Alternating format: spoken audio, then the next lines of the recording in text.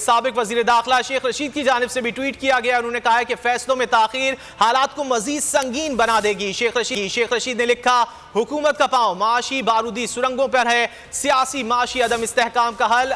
शेख रशीद ने अपने ट्वीट में मजीद लिखा कि हुकूमत इलेक्शन में जितनी देर करेगी अपने लिए सियासी कब्र खोदेगी। नवाज शरीफ को भी बुला लें, इनकी सियासी गाड़ी छूट चुकी है। अकेला इमरान खान तमाम मुखालिफ सियासी कुव्वतों को शिकस्त देगा। साबिक वजीर दाखिला शेख रशीद की जानिब से ट्वीट किया गया है। उन्होंने कहा है कि फैसलों में ताखीर हालात को मजीद संगीन बना देगी।